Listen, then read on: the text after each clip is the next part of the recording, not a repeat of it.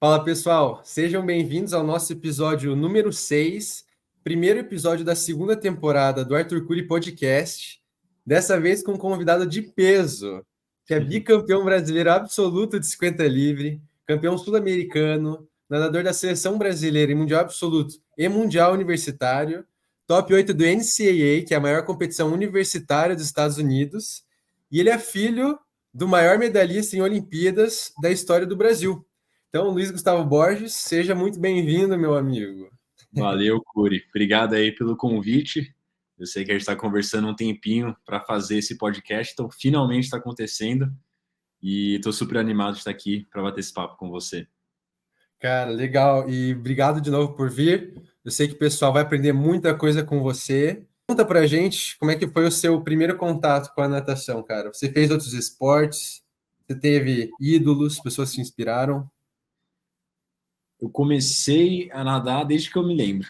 Então, eu estou nadando faz muito tempo e eu não consigo te falar, eu comecei a nadar nesse ano porque desde que eu me lembro eu nado. Então, eu acho que quando eu era neném, já meu pai tinha as academias dele, né? Então ele me botou para nadar lá na Academia Gustavo Borges, lá no Panambi, em São Paulo. E aí eu me formei lá como nadador. Então até os 10, 11 anos nadei lá.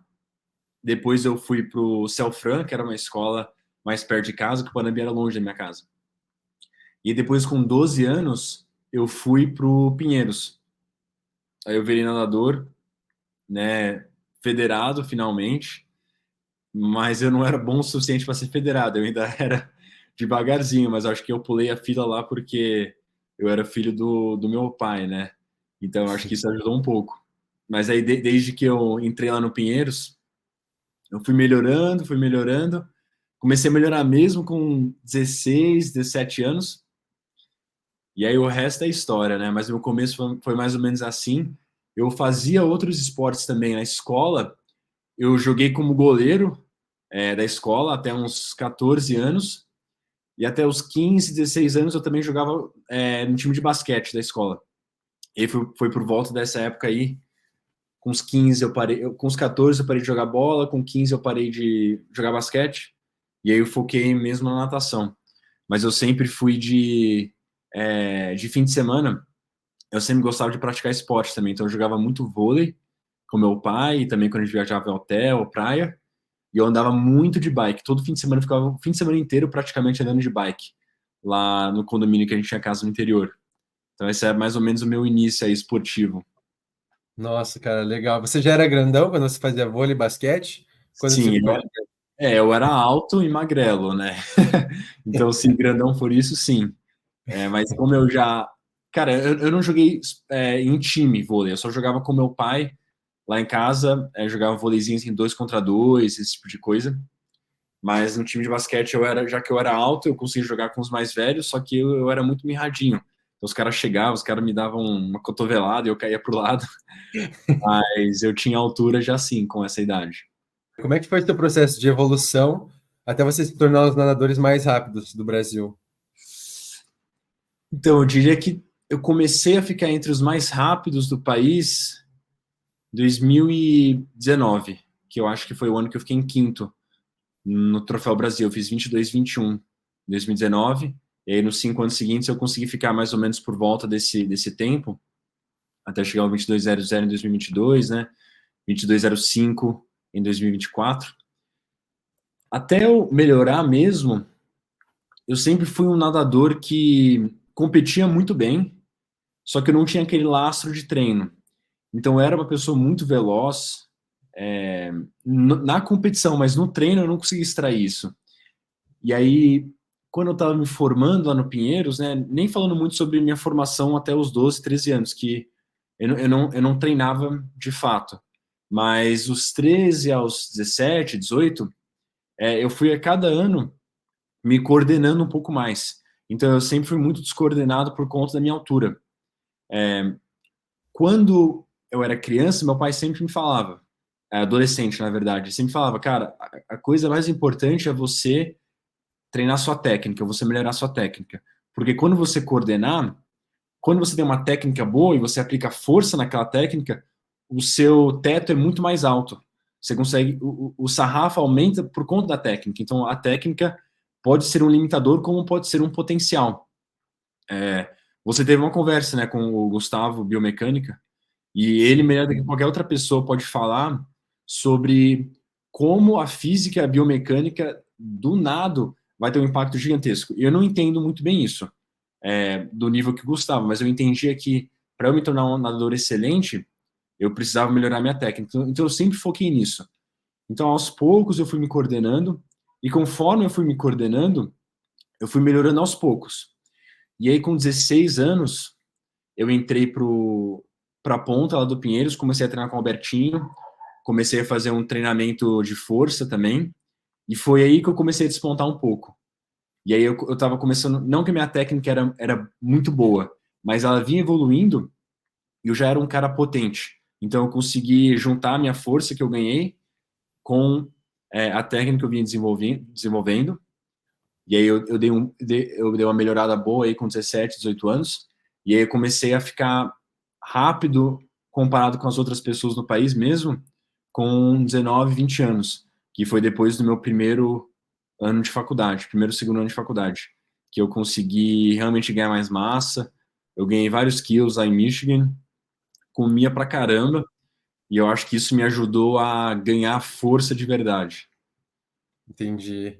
Para o pessoal que está assistindo aí, os mais novos principalmente, que não ligam muito para a técnica, meu caso foi diferente do seu. Eu comecei a me preocupar mais com a técnica quando eu tinha, acho que 16, 17 anos, que foi quando eu dei uma leve estagnada de 1 ano, 2 anos, sem baixar muitos tempos, igual eu vinha baixando anteriormente. E Sim. daí que eu vi o poder, né? Eu comecei a testar É, coisas. Então, é realmente muito importante, pode ser algo que potencializa mesmo. nossa, E, demais. e Gus, eu tenho que te perguntar isso, porque você é filho do Gustavo Borges, igual eu mencionei antes. Você Uhum. sentiu muita pressão por ser filho dele? Como que você lidou com essas comparações inevitáveis entre vocês? Uhum. Como você É, lidou e lida? sim. Quando eu era adolescente, especialmente naquela fase que a gente começa a se importar muito com o que as pessoas falam, né? Lá pelos 13, 14, 15, né? Começa a sair umas espinhas, você começa a ir para as festinhas. As pessoas, os adolescentes passam uma fase difícil, diferente, estranha. E essa fase coincidiu também com o momento mais difícil em relação à pressão que eu sentia pelo meu pai ser quem meu pai é. Então, quando eu tinha 14 anos, eu já contei essa história algumas vezes antes, que dentro na nossa sala tinha um painelzinho com as medalhas olímpicas, assim, tá lá, até hoje, as 4 medalhas olímpicas. E eu olhava para aquilo, e eu lembro até hoje, eu pensava que eu precisava ganhar pelo menos 4 medalhas olímpicas para eu me considerar um sucesso. Então imagine isso, um moleque de 13, 14 anos pensando isso. E olha que eu nem entendia como era difícil conquistar uma medalha olímpica, eu não tinha nem noção. Eu achava, meu pai conquistou, eu vou conquistar umas medalhas também, não deve ser tão difícil. Eu nem pensava nisso. E aí começou a entrar um pouquinho de cobrança, porque imagina, seu pai tem 4 medalhas olímpicas, ele é um dos melhores nadadores da história do Brasil. E você vai pro treino e você é um dos piores no treino. Para você ter uma ideia, nessa época, no Pinheiros eles dividiam as raias mais por velocidade. Então as raias mais devagares ficavam contra a parede e ficavam mais cheias também. Então eu acabava treinando nessas raias. E era difícil para mim porque eu era alto, meu pai era rápido para cá, já tinha sido muito rápido. As pessoas tinham uma expectativa que eu ia ser bom também e estava lá eu treinando na pior raia, não tendo resultados expressivos, né? E aí eu senti pressão naqueles dias, naqueles momentos. Foi muito difícil para mim porque eu estava botando uma pressão que nenhuma criança deveria estar botando nela mesma. Então, assim, qualquer pessoa que tem alguma pressão, seja interna ou seja dos pais, isso é uma coisa que vocês precisam tratar, precisam conversar sobre isso. Não reprime de conversar sobre isso, porque a pressão pode te ajudar em alguns momentos. Por exemplo, eu quero nadar bem. Aí você sente aquele nervosismo de uma competição que pode te ajudar a liberar os hormônios e te ajuda a nadar bem. Só que a pressão a ponto de pensar, nossa, eu preciso fazer isso, preciso atingir isso, eu preciso ganhar uma medalha olímpica, isso são coisas que estão fora do seu controle e que vão minar você, vão te desgastar. Porque nenhuma criança de 14 anos devia estar pensando, eu preciso ganhar 4 medalhas olímpicas, senão eu não vou ser nada na vida. É legal almejar isso, querer isso, se tornar olímpico, ganhar medalhas olímpicas. Quantas pessoas ganham elas e falam, nossa, desde criança eu queria ganhar. Então, assim, depois daquela época eu comecei a perceber que eu não podia deixar aquilo definir minha felicidade. Eu só consegui perceber isso mais velho, com eu quero dizer, uns 17 anos. Eu também fui amadurecendo, né, entendendo como era difícil ganhar uma medalha olímpica. E eu pensei para mim mesmo, eu não posso apenas ficar feliz se eu ganhar uma medalha olímpica. Então isso é uma coisa que até o nosso técnico, o Sérgio, fala muito sobre isso, que a gente não pode deixar uma recompensa externa determinar a nossa felicidade. E eu só consegui atingir esse nível de consciência amadurecendo. Então, assim, foi um processo. Eu acho que, assim, se eu pudesse voltar no tempo, não teria sido muito diferente. Porque a gente precisa amadurecer, a gente precisa passar por isso. Mas foi bom porque me ajudou a me tornar a pessoa que eu sou hoje. E graças a Deus, hoje em dia, eu consigo lidar muito bem com essa pressão. E, na verdade, eu vejo ao contrário. Eu vejo como uma coisa boa. Por quê? Porque a qualquer momento eu posso pegar meu celular, ligar para meu pai, e eu posso conversar, eu posso pedir para ele alguma dica, algum conselho.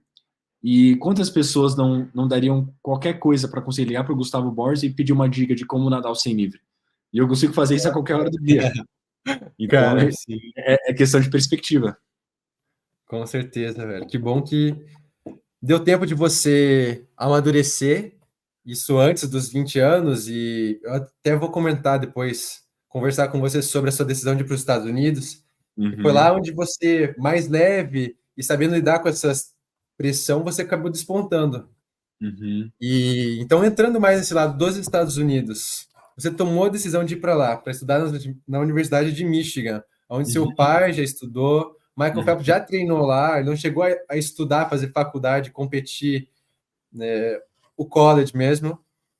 O Dudu Moraes está lá agora, que classificou agora para Paris. Queria que você contasse para o pessoal como é que foi essa decisão para você de ir para os Estados Unidos e o que uhum. essa experiência te trouxe de aprendizagem. Sim. Cara, quando eu decidi a faculdade que eu queria ir, foi tipo um dos dias mais felizes da minha vida. Como eu cresci numa casa que meu pai estudou em Michigan, minha mãe estudou na Flórida, duas escolas, duas faculdades super tradicionais, e eles foram para a Olimpíada, eles nadaram super bem no NCAA. Eu cresci escutando essas histórias. Então imagina, você passa a maior parte da sua vida de adolescência imaginando como vai ser quando você for para a faculdade nos Estados Unidos. Eu tenho certeza que as pessoas que pensam em fazer isso ou conhecem um pouco já sabem que tem um monte de filme que fala sobre isso, tem um monte de competição nessas faculdades, né? Você vê os maiores nomes da natação mundiais, do mundial são formados nesses lugares. Então, assim, é um lugar que todo nadador de alto nível que pensa em se desenvolver como nadador e pensa em se educar, né, numa faculdade, sonha em ir para lá. Todo mundo sonha nisso. Então, para mim, ter a oportunidade de ir para uma faculdade como o Michigan foi assim um sonho foi um sonho realizado, porque eu cresci escutando as histórias do meu pai e da minha mãe, especialmente do meu pai, né? E aí era tipo, eu não via a hora de ir para lá. E aí quando eu finalmente visitei, eu visitei algumas faculdades. Eu visitei Texas, Michigan, UNC, então North Carolina Chapel Hill, que é onde o Michael Jordan foi. Não nadou, mas jogou basquete lá. É, eu também visitei Duke e NC State. Foram essas. E Michigan, né? E aí, depois de visitar todas essas faculdades, eu não tinha dúvida nenhuma que eu queria para Michigan. Eu estava entre Michigan e Texas. Foi a Por que decisão. você escolheu Michigan ao invés de Texas? Que hoje, para quem não sabe, está acompanhando a gente, Texas, tudo bem que agora o Bob Bowman está lá como head coach, mas Sim, talvez seja a maior universidade a nível sim, universitário nos Estados Unidos, na natação. sim. Então, o que, É, que te levou a decidir para Texas é Michigan? uma faculdade mais tradicional ainda que Michigan. Michigan e Texas são algumas das mais, né? Michigan, Texas, Flórida, Cal. Mas Texas realmente é a melhor de todas da história, por formação, medalhas olímpicas, tradição. Então, eu escolhi Michigan mais por conta do laço afetivo, porque do meu pai e das pessoas que eu conheci lá. Então, quando eu estava lá, eu me senti muito mais acolhido em Michigan do que em Texas. Texas é um lugar sensacional. Eu não tenho dúvida nenhuma que eu teria sido muito feliz lá. Eu teria nadado rápido. A faculdade é muito boa também, como Michigan. Uma faculdade divertida, grande. Só que todo mundo quer ir para Texas. E já que todo mundo quer ir para Texas, eles dão muita pouca bolsa também. Então eu não recebi bolsa nenhuma, proposta nenhuma de bolsa para Texas. Em Michigan eu recebi uma proposta parcial. Eu não recebi uma bolsa completa em Michigan, mas eles deram uma parcial que ajudaria com o custo da faculdade. E aí eu pensei assim, caramba, as duas faculdades são muito boas. Eu vou ser feliz nas duas. Assim, são muito parecidas. A natação um pouco melhor em Texas. Só que no fim das contas, a bolsa pesou um pouco para ajudar meu pai, né, que já fez tanto, meus pais, que já fizeram tanto por mim. Eu me conectei mais com os caras lá de Michigan e foi quase como, cara, não sei explicar, é tipo assim, a sua vida inteira você está imaginando ir para a faculdade em um lugar, e eu sempre imaginava Michigan. E eu percebi que todas as faculdades que eu visitava, eu ficava pensando, nossa, mas será que será que esse lugar é tipo Michigan? Eu estava procurando um lugar como Michigan para decidir entre Michigan e Texas. Olha que doideira. Então imagina, você tá sempre comprando com um lugar. Vai para aquele lugar, então. E acabou sendo isso. Eu fiquei tão feliz com a minha decisão, porque parecia que eu realmente parecia que eu estava em casa lá. Porque, diferente de Texas, os caras de Texas me recrutaram, gostaram de mim, eles queriam que eu fosse para lá, mas não tanto quanto Michigan. Lá em Michigan, eles olhavam para mim e eles falavam para mim, cara, você tem um DNA de Wolverine. O Wolverine é o mascote de Michigan, que é tipo um roedorzinho lá. E aí eles falam para mim, cara, você tem um DNA de Michigan, você tem um DNA de Michigan. E aí isso entra na sua cabeça, sabe? Interessante que, cara, o parêntese aqui, o Serjão fez isso comigo também. Toda vez que eu vi o Serjão em competição, desde que eu era pequenininho, ele sempre vinha para mim, me dava um abraço, botava a mão em mim e ele falava assim, cara, um dia eu vou dar treino para você. Ele falava isso para mim. É Desde, mesmo? desde os 14, Nossa. 13 anos de idade que ele me via em competições. Olha que doideira. E pessoal que está escutando não sabe quem é o Serjão é head coach do Minas Tênis Clube. Hoje eu e o Luiz, nós dois nadamos juntos por esse clube maravilhoso. Mas Sim, lá em então, Minas. sério, ele sempre chegou assim Ele em sempre você e falava falou isso. isso? Entrou no subconsciente, né? Não sabia. Manifestou isso. É, Cara, que legal. E a gente estava falando que a época em que você amadureceu foi uns 17 anos, mais ou menos, que você sim, começou a lidar melhor com aquela comparação entre você e seu pai, né? sim, E 17 e 18 anos é uma fase de decisões complicadas. Qualquer sim, decisão que você toma pode mudar o rumo da sua vida. Eu sim. queria que você comentasse se você é a favor da pessoa focar 100% no esporte e deixar outras coisas de lado, como os estudos, ou você acha que a pessoa deve ter sempre algo junto a isso? Comenta um pouquinho. Interessante. A minha resposta é a mesma que meus pais me ensinaram. Então, se alguém tem interesse no que o Gustavo Borges falaria, ele falaria exatamente o que eu vou te falar agora, porque ele falou isso para mim, que é assim, estudo primeiro e depois natação. Então, meus pais sempre priorizaram o estudo para mim antes do meu treino. Então, eu comecei a dobrar com com 16 anos. Eu comecei a dobrar. Ou 16 ou 17, não, 17 anos. Eu comecei a dobrar com 17 anos. Imagina, o tanto de gente que dobra com 13, 14 anos. Tem lugares no Brasil que o pessoal faz isso. Não sei se você chegou a fazer. Sim, Fez? sim. Hum. E aí, o que acontecia? Eu estudava das 8 às 4, porque eu ia para uma escola integral. Então, eu só conseguia treinar de tarde. Até dava para treinar antes da escola, mas imagina, treinar, ficar o dia inteiro na escola, depois ir treinar à noite. Então, meus pais sempre falavam, cara, a coisa mais importante para você é o estudo. Depois que você tirar boas notas, fazer tudo que você tem que fazer para o estudo, aí você treina. Então, essa era a prioridade número 1 para mim, sempre foi. E aí, é, quando, quando chegou depois da faculdade, a prioridade depois se tornou o estudo contínuo, mas não tinha mais estudo formal, então virou trabalho. E aí virou trabalho e natação, trabalho e esporte. Em relação ao que eu acho que as pessoas deveriam fazer, o que eu penso, o que o meu pai pensa? É melhor priorizar o esporte e o treino, porque você consegue fazer as duas coisas. Mas se você só treinar, você vai deixar de fazer o estudo. Então é melhor você fazer as duas coisas se você tem a oportunidade. Tem muita oportunidade no Brasil, em outros lugares. onde você consegue estudar e treinar, fazer faculdade, treinar, ser bolsista aqui no Brasil, sei lá fora, tem, assim, hoje em dia, qualquer pessoa que nada no Brasil consegue ter a faculdade paga, seja no Brasil, seja nos Estados Unidos. Quase qualquer pessoa. Então, eu acho que as pessoas precisam tomar vantagem disso, porque, por exemplo, você sempre pode nadar, mas se você deixar de aproveitar uma bolsa, não vai ter como você voltar no tempo e receber essa bolsa. Por exemplo, tem idade limite para o NCAA. Então, se alguém se arrepende de não ir para a faculdade dos Estados Unidos e tem 20 anos, 21 anos, não vai conseguir ir para a divisão 1, a não ser que começou uma faculdade no Brasil e transfira. Então, é melhor você resolver a sua vida primeiro, porque um dia a natação vai acabar. E quando a natação acabar, se você tivesse preparado com uma formação, estudo, você vai conseguir fazer uma transição mais fácil, você vai conseguir ter uma qualidade de vida melhor. Então, se a maioria dos nadadores param de nadar antes dos 30 anos, imagina, se a gente vai viver até os 100 anos, você tem 70 anos da sua vida em que você não vai ser nadador. Então, isso é uma coisa que meu pai sempre falou muito para mim, pensando sobre o futuro, o que você quer fazer. Então, a minha recomendação seria faz os dois. Se você quiser, depois que você se formar, você pode nadar profissional por alguns anos. Você está fazendo isso agora, não é? Sim. Então, você estudou, você nadou, você foi para fora, você se formou, você voltou para o Brasil e hoje você é um nadador profissional. E você tem outros projetos rolando também. Eu acho que isso é o melhor dos dois mundos, porque agora você tem a oportunidade de escolher aqui o que você quer fazer. Você pode continuar o caminho de atleta profissional, como se em algum momento não fizer sentido para você, você pode ir no caminho de trabalho profissional. E tem muita gente que está fazendo isso hoje em dia, de botar o trabalho em primeira instância com o esporte.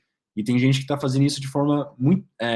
que está conseguindo fazer isso com muito êxito. O próprio Caio Pumputz, por exemplo, para falar o nome de alguém, ele é um cara que é um amigo meu lá do Pinheiros, né, nadador, já foi para a Olimpíada, e ele trabalha período completo como assessor de investimentos, e ele treina, e ele foi 3 pódios na seletiva olímpica. Então, assim, eu acho que quando a gente tem uma outra coisa rolando, seja estudo ou trabalho, eu acho que faz muito bom para a mente da pessoa. Porque se você só nada, e não tem nenhuma outra coisa rolando, às vezes você vai pensar demais sobre natação. Com certeza. E o pessoal que está assistindo fala e pensa assim: tá, Arthur, tá, Gus, vocês falaram que tem que levar duas coisas ao mesmo tempo, mas vocês se formaram, e agora vocês só nadam, não? Então, Gus, você trabalhou hoje, fala um pouquino pro pessoal disso. Sim, Eu tenho os projetos rolando nas redes sociais também, coisas que sim. eu pretendo levar ainda mais a sério, claro que comecei há pouco tempo, relativamente pouco tempo, mas Uhum. enfim, conta um pouquinho pra gente, Gus. Então, depois que eu me formei na faculdade, eu decidi ficar nos Estados Unidos e virar um nadador profissional. E aí, na época, eu precisava trabalhar para viver, porque custo de vida nos Estados Unidos é alto. E eu recebi um pequeno salário do Pinheiros, só que não era o suficiente para nem pagar o meu aluguel.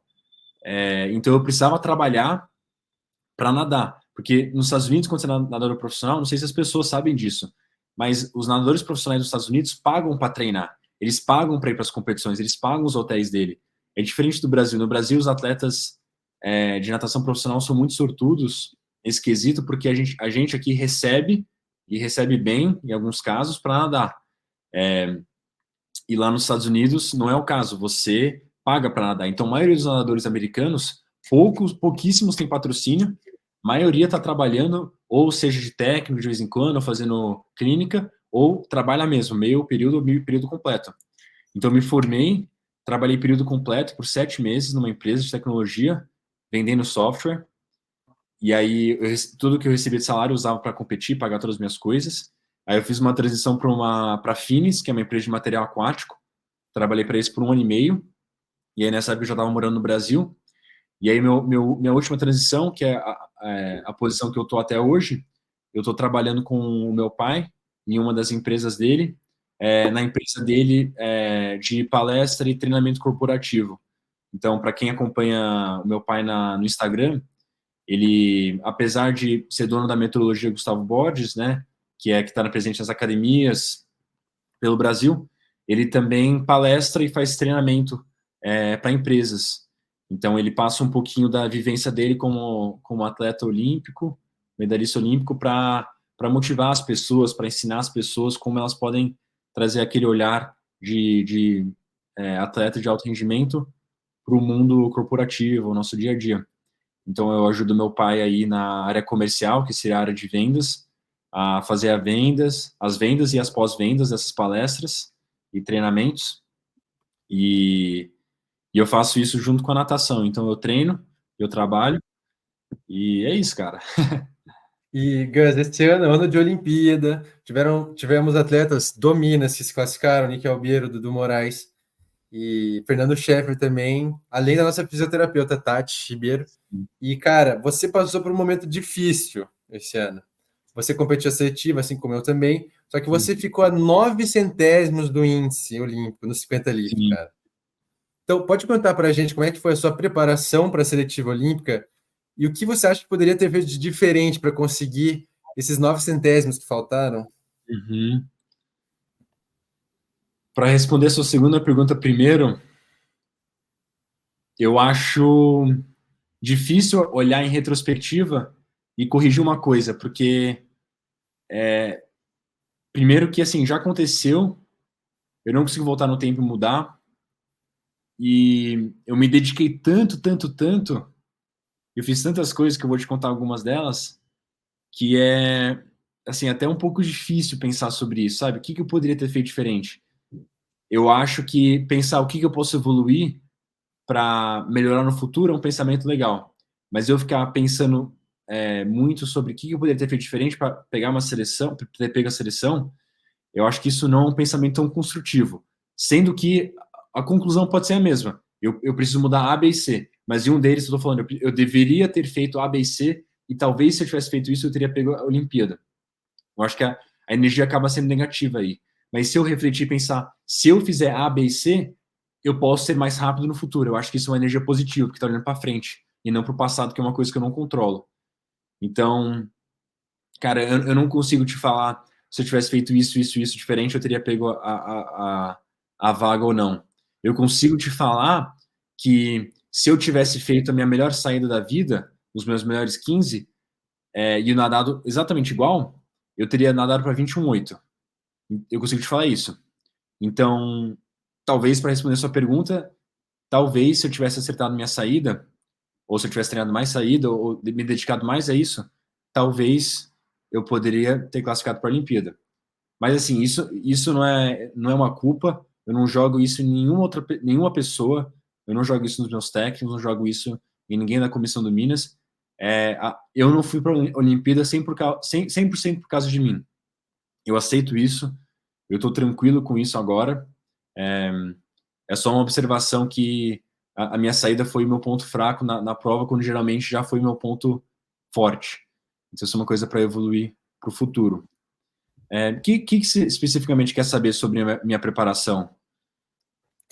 Olha, eu queria saber mais sobre para qual, assim, você nadou, decidiu focar mais para a prova de 50 livre, né? Sim, Então, eu queria que você contasse um pouco sobre seu mindset durante sim, essa preparação, se você tá, estava, sabe, como que você se mantinha motivado no dia a dia para lidar com os altos e sim, baixos desse processo, sim. sabe? E se você estava realmente focando só na vaga, ou se era assim, um negócio de focado no processo e a vaga que venha como consequência, sabe?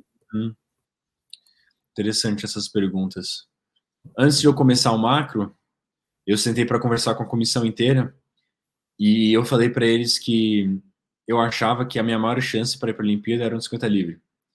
E aí, junto com eles, eu desenhei um treinamento baseado na prova de 50 livre.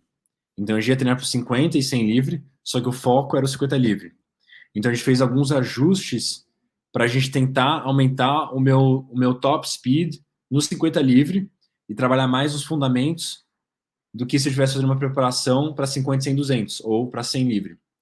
Então, como o 50 livre é 30% saída e 50% de fundamento, saída e chegada, a maior parte da prova é esses fundamentos, porque são 15 metros de 50 e aproximação 10 metros. Então, 25 metros dos 50 é praticamente fundamento.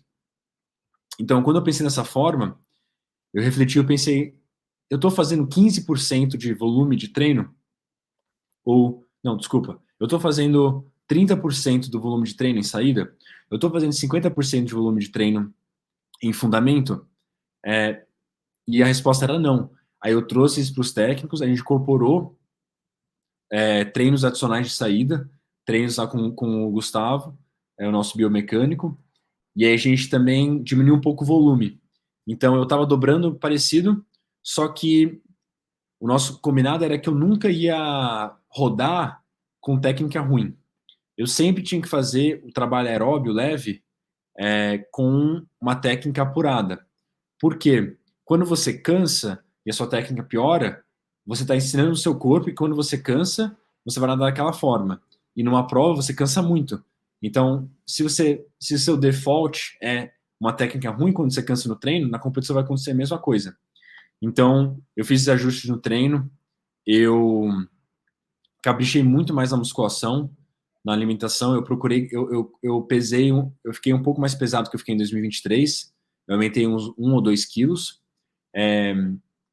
eu caprichei muito na muscula, era meu foco, assim, primordial, ficar o mais forte possível, o mais explosivo possível, e focando bastante aí nesse treino específico para 50 livre.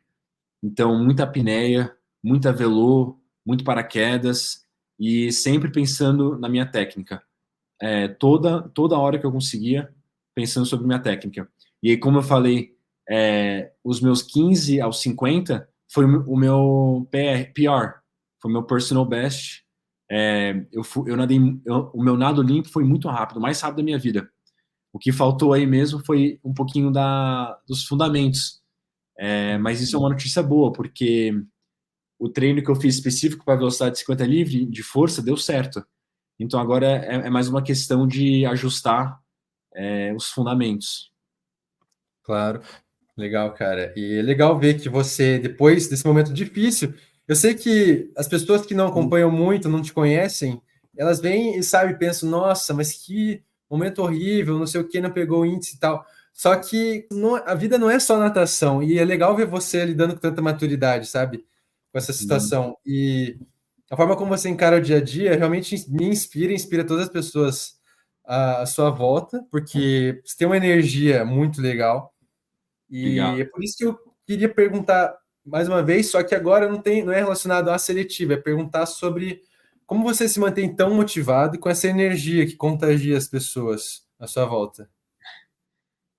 Cara, é interessante porque eu sinto que ultimamente eu não, talvez, ultimamente eu não estava tão energizado quanto eu gostaria.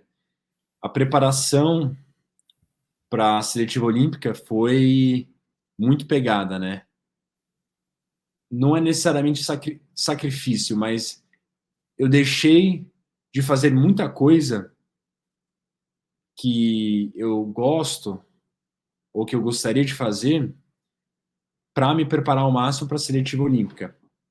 Então, por exemplo, eu moro em BH, a minha família mora em São Paulo. Eu não vi minha família, eu não viajei para ver minha família durante esse tempo, né? Eu viajei algumas vezes a competição, mas eu estava completamente focado no treino. Quando eu viajava era para competir. Então, assim, às vezes você recebe uma mensagem da família, da sua avó, perguntando: oh, quando que você vai vir ver a gente? Quando que a gente vai se ver? E você tá lá todo dia fazendo a mesma coisa, treinando forte pra caramba e sendo um atleta 24 horas, porque o pessoal do meio sabe melhor do que qualquer outra pessoa que quando você é atleta profissional e está buscando uma coisa tão difícil quanto uma vaga olímpica, você não é só um atleta quando você está treinando, você é um atleta 24 horas, no seu descanso, na sua comida, na sua hidratação. Então, minha rotina até seletiva, de mais ou menos 4 meses, foi muito, muito puxada, foi cansativo mentalmente, e também a preparação, eu estou pensando na Olimpíada, com foco mesmo na Olimpíada, faz 2 anos e meio, desde que eu me mudei dos Estados Unidos, entrei no Minas. Então, foi 2 anos e meio muito, muito focado mesmo. Férias pequenas, sempre em forma, até nas férias, dando uma malhadinha, dando uma nadadinha para ficar em forma e voltar bem. Então, voltando para sua pergunta, eu consegui me manter motivado a nível suficiente para eu performar, porque a chama dentro de mim para ir para a Olimpíada é gigantesca. E tava queimando muito forte.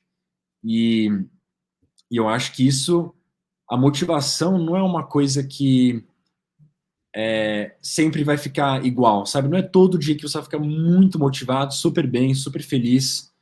Não é assim. Vai ter alguns dias que você vai estar um pouco mais para baixo, vai ter dias que você vai estar mais animado. Eu acho que às vezes a gente confunde o cansaço com a desmotivação. Então eu acho que isso é um ponto de alerta para qualquer pessoa que tem um objetivo em mente. É muito importante você se cuidar do seu corpo e da sua mente para você não confundir o cansaço com a desmotivação. Já aconteceu comigo às vezes. E assim, e eu imagino com você também, com outras pessoas, você está tão cansado, você está trabalhando tanto, que chega um momento que você está assim, fritado, e você se pergunta, nossa, será que eu realmente quero isso? Será que é isso mesmo que eu quero? Eu estou tão cansado, eu estou destruído, mas na verdade você só está precisando descansar. E aí eu passei por um momento desse depois da seletiva. Eu voltei a treinar uma semana depois e eu estava muito cansado mentalmente, muito, muito cansado, a ponto de não querer estar lá treinando porque eu tinha me dedicado, foi praticamente 2 anos e meio sem parar, mesmo sendo que eu tive umas férias, eu fiquei 2 anos e meio dando a raça lá, e aí quando eu voltei, eu tive uma semana e eu voltei a treinar, eu senti que eu precisava de mais tempo. E aí eu conversei com a comissão, com o Sergião, eles me deram mais 1 semana e meia de descanso, e isso me ajudou muito. E aí eu consegui voltar e olhar para as coisas de uma forma diferente. É como se você conhece um lugar tão bem que você para de ver como esse lugar é incrível, sabe? Ou como essa pessoa é incrível. Mas às vezes só precisa dar uma respirada, ver um lugar diferente, ou descansar um pouquinho para você voltar e ver como aquilo é bom e como aquilo te faz bem. Então o descanso me ajudou muito e agora eu sinto mais renovado, eu sinto novos sonhos nascendo, outros objetivos vindo, e eu acho que a coisa mais importante para completar essa parte da motivação é a gente se escutar e entender o que a gente realmente quer. Porque quando você acha uma coisa que te deixa super animado, que te deixa assim, maluco para atingir aquilo, a motivação para aquilo vai vir. Porque você quer muito aquilo te faz bem, você quer aquilo. Então, às vezes a gente não quer o que a gente decide um objetivo, mas não é o que a gente realmente quer. Então, isso pode ser um momento de reflexão para qualquer pessoa que está escutando aqui. Se você tem um objetivo, se pergunta, por que você quer isso? E aí você vai começar a entender se você realmente quer isso. Porque às vezes tem um objetivo em mente, só que na verdade você devia estar com outro objetivo que vai te fazer melhor, porque você vai ficar mais motivado para atingir aquilo. Então, eu acho que essa autorreflexão é muito importante e pode ajudar uma pessoa a mudar de caminho e percorrer um caminho que vai ser mais gratificante. Você falou da jornada. Quando você ama a jornada, é muito mais fácil você ficar naquele caminho do que você só ficar pensando no ponto final. Então, por exemplo, você amar nadar e evoluir vai fazer os treinos difíceis pra caramba de natação serem mais gratificantes do que você só pensar, eu quero uma medalha olímpica, eu quero ir para a Olimpíada, eu quero ir para a Olimpíada. Você só querer uma coisa e ponto, se você não conseguir, tudo vai ter sido em vão. E você só vai ficar feliz se você atingir aquilo. Isso faz mal pra caramba. E olha lá, não é nem certeza que você vai ficar feliz também. Você pode muito bem se decepcionar depois. Cara, é interessante isso que você falou, porque tem uma coisa chamada adaptação hedônica, que significa, para quem está escutando e quiser pesquisar isso, basicamente o ser humano se adapta muito rápido às coisas que acontecem de bom. E a gente acostuma a elas. Então, por exemplo, se você ganhar 4 mil por mês, você vai querer ganhar 5 mil por mês. E aí, o dia que você receber um aumento e começar a ganhar 5 mil por mês, você vai ficar feliz por um tempinho, mas aí você vai começar a gastar mais dinheiro, a sua fatura vai acompanhar, e aí agora você está gastando 5. E você acostumou ao seu padrão de vida. Você ficou feliz por uma semana, porque você jantou em algum lugar diferente, viajou, comeu uma pizza, mas aí você vai querer ganhar mais, você vai querer ganhar 8 mil. Aí um dia você vai chegar no 8 mil, você vai querer mais. Então, assim, isso acontece muito com o ser humano. O ser humano é engraçado, porque a gente é muito parecido. Todo mundo é diferente. Mas na psicologia, A gente é muito parecido. E isso aconteceu comigo. Eu queria ir para a seleção brasileira. Depois que eu fui para a seleção brasileira, eu queria pegar a seleção A. Eu queria estar na seleção A do Brasil. E depois você consegue isso, eu quero ganhar uma medalha. Aí eu ganhei uma medalha, eu fui campeão sul-americano. E aí eu quero para a Olimpíada. E aí a gente sempre quer mais, sempre quer mais. Então a gente precisa tomar cuidado, porque toda vez que você atingir uma coisa, vai ser apenas uma felicidade, um prazer momentâneo, e aí você vai querer mais. Então por isso que é tão importante você focar no processo, curtir o processo, estar feliz com isso, porque se você só ficar pensando em atingir uma coisa e isso vai te deixar feliz, infelizmente você vai ser muito feliz. Infeliz. Perfeito, cara. Luiz Gustavo Borges, pessoal. A gente está chegando no final, Jagas. Eu tenho mais uma pergunta para você. Tá, Aí eu vou querer que você faça alguns palpites de prova para Paris e a gente vai para as perguntas curtas. tá Então, bom. primeiro, Gus, eu queria que você passasse um educativo de Krau, seu educativo favorito para o pessoal que está escutando. Educativo favorito. Tá bom. Eu vou explicar o educativo, aí eu vou te passar um Instagram onde você pode assistir esse educativo. Perfeito. Eu já vou falar primeiro. Eu peguei esse educativo do James Gibson. Então, qualquer pessoa que está aí assistindo agora, vai no Instagram, vai no perfil do James Gibson, que é o técnico inglês que dá treino para a equipe Energy Standard. Corrija se eu estiver errado, Arthur, que você é o mestre. Ele dava treino na Energy Standard, da ESL, né? Agora não existe mais a ESL, mas ele dá treino pro Glória, Ben Proud hoje, né? esses caras, né? Isso. E aí, um educativo que ele passa é: você bota o snorkel, bota o pé de pato, bate perna bem constante, bem forte, fica em cima da água, e aí você faz a abraçada reta, lenta. E aí tem várias variações que você pode fazer, mas olhando lá no Instagram vocês vão conseguir ver direitinho como é que é. Eu acho que para qualquer pessoa que nada 50 livre, esse educativo é essencial. Perfeito, Gus. Gus, agora sobre palpites da Olimpíada de Paris. Cara, eu queria que você contasse quanto você acha que a pessoa tem que fazer para pegar a final no 50 e no 100 livre. Primeiro isso, depois eu faço outra pergunta. Vai. Não sei se eu vou conseguir falar muito sobre outras provas, que eu não acompanho tanto. 50 livre, eu acho que abaixo de 21,70 vai pegar final. Eu acho que qualquer 21,6 entra. Mesmo sendo que tem muita gente por aí, eu acho que a Olimpíada as pessoas ficam nervosas. Tem o pessoal aí que dá uma peidada na farofa e é nervoso Exato. e não consegue nadar tão bem quanto eles conseguiram nadar na seletiva do país próprio, onde eles estavam nadando sozinho.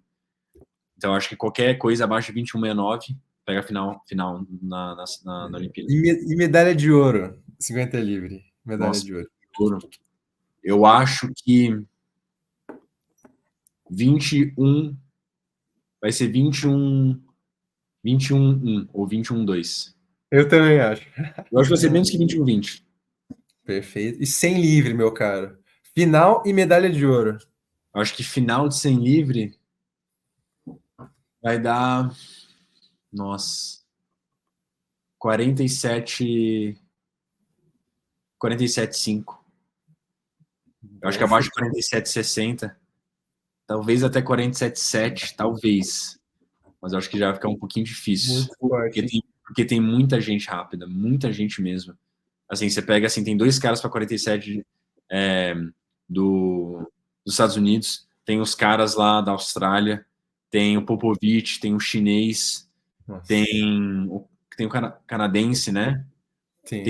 Tem o James, o Cooks lá, tem o nosso Caribé. Então, assim, tem muita gente lá no 47, andando para 47, tem caras andando para 46. Então, assim, é absurdo, tem muita gente rápida. Medalha de ouro, você acha que é sub 47? Nossa, cara. Eu acho que é possível sub 47. Eu ficaria surpreso se bater o recorde mundial. Por 50 e 100 livre, eu ficaria surpreso se batesse. Mas pode acontecer. Eu não fico tão surpreso assim. Eu acho difícil, por conta do que eu falei. Mas que nadar para 46, quando tem um monte de cara nadando para 47 baixo do seu lado, é difícil, porque você carrega os caras, né? Especialmente pensando que o chinês e o Popovich, que são os caras que nadam para 46 agora, eles são mais magrinhos. então vai vir os caras maiores do lado deles, assim, tem muita gente, então acho que vai ser muita onda, vai ser, vai ter uns caras passando muito forte, tem os caras que passam forte, tem cara que volta forte, eu acho que a água vai estar muito mexida. Então, assim, se eu Tem nadar Matt para 40, Richards. Matt Richards também, lembrei agora. Da Richards, Grã-Bretanha. Nossa, eu ferrou. acho mais fácil alguém nadar para 46 na eliminatória ou semifinal do que na final. Também acho, Pode cara. acontecer. Pode acontecer. E Gus, agora partindo para as perguntas rápidas, tá? E ao Beleza. mesmo tempo é um teste de confiança, tá bom? Como Vamos lá, assim? então. Feijão por cima ou por baixo do arroz? Por Essa cima é... do arroz. Ah, esse é dos meus. Ketchup do lado ou em cima da batata frita? Do lado. Ah, moleque, tô gostando. Você prefere falar todas as línguas do mundo ou poder falar com todos os animais? Nossa. Nossa, muito interessante. Nossa, as duas são muito legais. Cara, nossa, essa é difícil. Eu acho que eu escolheria Você ia querer todas falar as com o línguas do mundo. Noel? Eu Noel acho é que o eu escolho, cachorrinho dele, gente. eu acho que eu escolho todas as línguas do mundo. Eu acho assim, em Olha, termos de conexão com o ser humano, seria uma coisa inacreditável. Mesmo conversando com o animal seria muito legal. Mas eu acho que no fim das contas, eu sou uma pessoa que me conecto mais com pessoas. Eu acho que deve ter algumas pessoas que amam cachorros, animais. Esse povo aí eu acho que ia escolher os animais, mas eu não sou tão ligado assim. Eu amo animais, só que eu gosto mais de pessoas. ótima resposta, cara. E o que você tomou de café hoje? Eu comi uma crepioca, 2 ovos, tapioca, bati, e eu passei uma geleia, eu enrolei assim, tipo uma panqueca enrolada, e eu comi isso com uma pera e tomei suco de maçã com Ó, creatina e beta-alanina. nossa. Porra, deu vontade de suco de maçã. É, E suco de maçã, agora a última, para finalizar. Se você finalizar. pudesse se definir uma palavra, Gus, qual seria?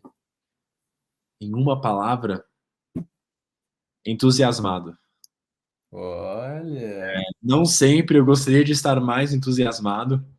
Eu acho que às vezes o cansaço da rotina pesada que a gente tem é natural de eu não conseguir ser muito entusiasmado, mas é o que eu busco ser, é um trademark meu. Muita gente já me falou que eu sou um cara muito entusiasmado e eu tô em busca de ser cada dia mais entusiasmado até o dia que eu morrer. cara, legal, viu? Pessoal, esse foi o Luiz Gustavo Borges. Eu queria pedir para vocês, pessoal, se vocês gostaram desse conteúdo, que vocês deixem um like, comentem, compartilhem com os amigos e se inscrevam no canal. Isso ajuda a divulgar o canal e a vocês ficarem por dentro desses e de outros conteúdos que eu vou postar daqui para frente. Então, Gus, queria te agradecer pela presença e Obrigado a você. também, se você puder compartilhar o seu arroba nas redes sociais para o pessoal te seguir. Beleza? O meu arroba no Instagram é gborg2. Gborg2. Gborg2, número 2. Perfeito. Obrigado aí de novo por vir. Foi um Obrigado por podcast você pelo incrível. convite aí. Aprendemos muita coisa com você, meu amigo. Obrigado Obrigado. mesmo. Tô com muito orgulho aí de você nessa jornada. Você está fazendo muita coisa bacana e eu sou muito grato que eu tenho um amigo que está retribuindo ao esporte que deu tanto a você. Eu acho que falta isso no Brasil, da gente dar de volta ao esporte que deu tanto a gente. A gente vê nos Estados Unidos, em outros países, Estados Unidos, Austrália, Europa, Canadá, essas culturas tem muita gente que dão de volta para o esporte, seja por doação, seja por social media, seja por eventos. Eu acho que qualquer pessoa que está escutando isso, se você quer fazer uma coisa parecida com o que o Curi está fazendo, faça. Isso só vai ajudar o Brasil, só vai ajudar o nosso esporte. E eu tô achando muito bacana o que você está fazendo, Curi. Então, parabéns aí, sucesso na sua jornada. E pode contar comigo aí, qualquer coisa que você precisar. É um prazer te ajudar. Obrigado, Gus, de verdade, pelas palavras. Então Então, foi isso, pessoal. Fiquem ligados que tem mais.